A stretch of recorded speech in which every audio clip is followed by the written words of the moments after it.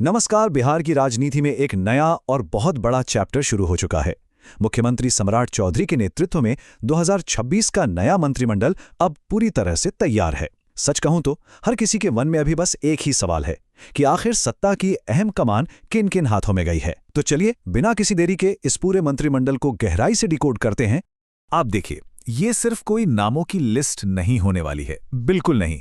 हम लोग एकदम डीप डाइव करने वाले हैं कि किस मंत्री को आखिर कौन सा विभाग मिला है, और सबसे जरूरी बात, इसका बिहार के भविष्य पर क्या असर पड़ने वाला है। चाहे बात किसी कॉम्पिटिटिव एग्जाम की तैयारी की हो या फिर बिहार की राजनीति को बारीकी से समझने की, ये एनालिसिस बहुत काम आने वाला है। सबसे पहले हमेशा की तरह बात करेंगे एकदम ऑथेंटिक सोर्स की। ये रही मंत्रियों और उनके विभागों की ऑफिशियल लिस्ट। अब चूंकि इसमें 25 से भी ज्यादा अहम नाम हैं, तो इस पूरी लिस्ट को एक साथ समझना थोड़ा कंफ्यूजिंग हो सकता है। इसीलिए चीजों को बिल्कुल आसान बनाने के लिए पूरे डेटा को बहुत ही लॉजिकल तरीके से अलग अलग कैटेगरीज में डिवाइड किया गया है। तो चलिए समझते हैं कि ये पूरा सिस्टम आखिर कैसे काम करेगा। शुरुआत करते हैं सबसे क्रूशियल सेक्टर से, बुनियादी ढांचा और विकास, यानी इंफ्रास्ट्रक्चर और डेवलपमेंट। सीधे शब्दों में कहें तो बिहार के नवनिर्माण की जिम्मेदारी। कनेक्टिविटी की बात करें तो 3 बड़े नाम उभर कर सामने आते हैं। दामोदर रावत जी, जिन्हें परिवहन यानी ट्रांसपोर्ट विभाग की जिम्मेदारी दी गई है। वहीं राज्य में सड़कों का जाल बिछाने और उसे मजबूत करने का अहम काम कुमार शैलेंद्र जी करेंगे, जिन्हें पथ निर्माण सौंपा गया है। और हाँ, बिहार की असली धड़कन उसके गांवों में बसती है, इसलिए गांवों को मुख्य सड़कों से जोड़ने का बहुत बड़ा टास्क सुनील कुमार जी के पास है, ग्रामीण कार्य विभाग के जरिए। इसे इंफ्रास्ट्रक्चर डेवलपमेंट की कड़ी में आगे बढ़ें तो राज्य के लिए सॉलिड नीतियां बनाने का काम भगवान सिंह कुशवाहा जी करेंगे, जो योजना एवं विकास विभाग संभाल रहे हैं। हर घर तक साफ पेयजल सुनिश्चित करने की अहम जिम्मेदारी संजय कुमार सिंह जी की होगी, लोक स्वास्थ्य अभियंत्रण यानी PHED के जरिए। इसके अलावा ग्राउंड लेवल पर गवर्नेंस को स्ट्रॉन्ग करने के लिए पंचायती राज का महत्वपूर्ण जिम्मा दीपक प्रकाश जी को मिला है। और खेतों की सिंचाई के लिए पानी की कोई कमी ना हो, इसलिए संतोष कुमार सुमन जी लघु जल संसाधन विभाग की कमान संभालेंगे। अब बढ़ते हैं उस सेक्टर की तरफ जो सीधे तौर पर राज्य के भविष्य से जुड़ा है, शिक्षा, युवा और रोजगार की कमान। देखिए, एजुकेशन किसी भी राज्य की बैकबोन होती है। प्राथमिक और स्कूली शिक्षा की ये विशाल जिम्मेदारी मिथिलेश तिवारी जी को सौंपी गई है। वो अब नए शिक्षा मंत्री हैं। और वहीं दूसरी तरफ विश्वविद्यालयों की क्वालिटी सुधारने और कानूनी ढांचे को मजबूत करने के लिए उच्च शिक्षा और विधि विभाग संजय सिंह टाइगर जी को दिया गया है। ये दोनों मंत्रालय मिलकर ही आने वाले कल के बिहार की मजबूत नींव रखने वाले हैं। अब पढ़ाई तो हो गई, लेकिन उसके बाद सबसे बड़ा सवाल क्या आता है? नौकरी। अरुण शंकर प्रसाद जी को श्रम संसाधन एवं युवा रोजगार का बेहद ही इंपॉर्टेंट जिम्मा मिला है। युवाओं के लिए रोजगार के नए रास्ते खोलना इनका मेन टारगेट होगा। और चूंकि आज का जमाना पूरी तरह से डिजिटल है, इसलिए विज्ञान, प्रौद्योगिकी एवं तकनीकी शिक्षा का प्रभार शीला कुमारी जी को दिया गया है, ताकि राज्य में टेक्निकल एजुकेशन को तेजी से बढ़ावा मिल सके। चलिए अब बात करते हैं एक ऐसे विंग की जो समाज के हर तबके को साथ लेकर चलने का काम करता है। समाज और अल्पसंख्यक कल्याण, सबका साथ सबका विकास।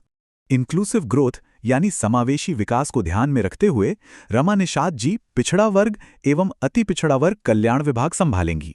वहीं समाज के वंचित वर्गों को मुख्य धारा में लाने की जिम्मेदारी लखेंद्र कुमार रोशन जी के पास है, जिन्हें अनुसूचित जाति जनजाति कल्याण का प्रभार मिला है।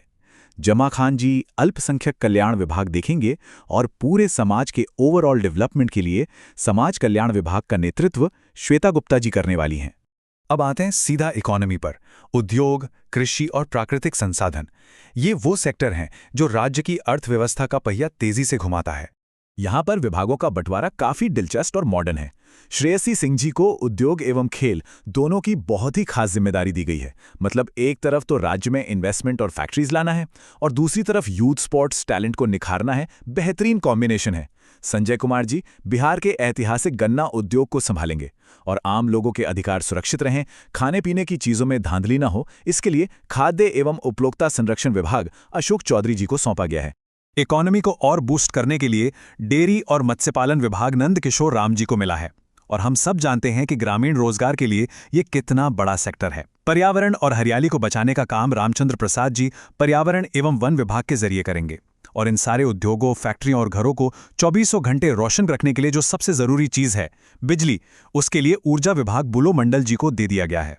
ऑफिशियल लिस्ट के इस एनालिसिस को पूरा करते हुए कुछ अन्य बेहद ही अहम और हाई रेवेन्यू वाले विभागों पर नजर डालते हैं। बिहार में बाढ़ जैसी प्राकृतिक चुनौतियों से निपटने के लिए रत्नेश सादा जी को आपदा प्रबंधन दिया गया है। बिहार की शानदार ऐतिहासिक विरासत को दुनिया भर में प्रमोट करने के लिए केदार प्रसाद गुप्ता जी पर्यटन विभाग संभालेंगे। मदन सहनी जी मद्य निषेध, उत्पाद एवं निबंधन विभाग देखेंगे।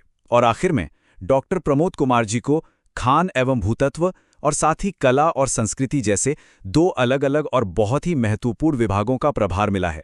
तो ये था मुख्यमंत्री सम्राट चौधरी के 2026 के नए मंत्रिमंडल का एक पूरा और डिटेल एनालिसिस। हर मंत्री और उनके विभाग की तस्वीर अब बिल्कुल साफ हो चुकी है। लेकिन असली सवाल अब उठता है, 2026 में आखिर किस मंत्रालय या विभाग के परफॉर्मेंस पर सबसे ज्यादा नजर रहने वाली है?